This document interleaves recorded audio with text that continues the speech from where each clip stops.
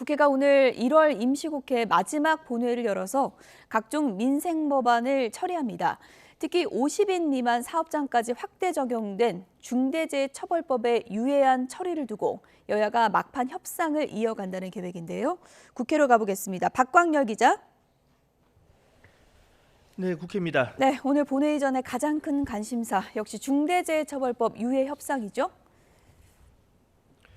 네, 그렇습니다. 어제 국회의장 주재로 접점을 모색했던 여야 원내 지도부가 결국 빈손으로 돌아섰습니다. 하지만 이제 오늘 오후 2시까지 예정된 본회의 직전까지는 협상을 이어간다는 계획입니다. 이 쟁점은 산업재해 예방과 관리 감독 기관인 산업안전보건청 설립 여부입니다. 여당이 50인 미만 사업장에 대한 중대재해법 적용 유예 기간을 기존 2년에서 1년으로 줄인 중재안을 내놓았지만 민주당은 산안청 설립이 우선이라고 맞서고 있습니다.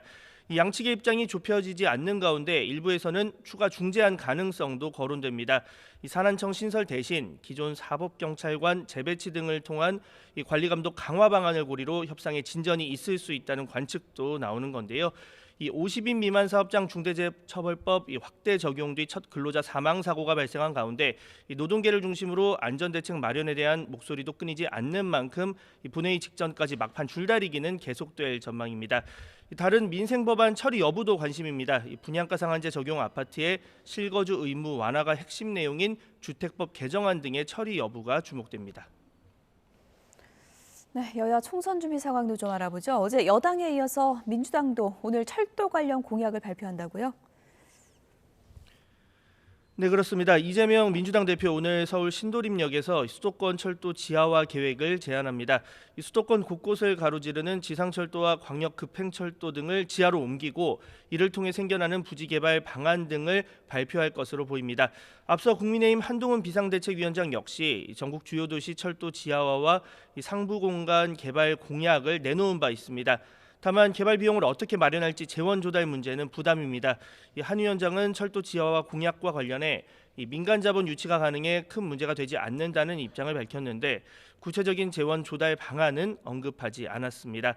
오는 4월 최대 승부처로 꼽히는 수도권 표심을 염두에 둔 여야 공약이 이어지는 가운데 여당은 행정구역 재편 논의에도 다시 시동을 거는 모습입니다. 행정구역 재편 방안까지 다룰 것으로 보이는데요. 별도 전담기구인 TF를 구성해 기존 메가시티 논의와 함께 경기 남북도 분도 문제 등을 들여다보겠다는 뜻을 밝혔습니다. 다만 총선 개임의 규칙인 선거구 획정과 선거제 문제는 여전히 안개 속입니다. 선거구는 각 당 유불리를 둘러싼 이견 때문에 또 선거제 역시 비례대표 선출 방식을 둘러싼 견해 차이로 합의가 이뤄지지 않는 상황입니다. 국민의힘은 현행 준연동형 유지 시 위성정당을 출범시키겠다며 당명까지 공개했는데요. 민주당은 선거제 관련 당원 의견을 묻기 위한 전당원 투표 실무 준비에 착수했습니다. 당내에서는 지난 대선에서 비례대표용 위성정당을 방지하는 연동형 비례대표제를 약속했으니 이를 지키자는 주장과 국민의힘이 위성정당을 만들면 선거에서 불리하기 때문에 병립형으로 회귀하자는 의견이 맞서고 있습니다. 지금까지 국회에서 YTN 박광열입니다.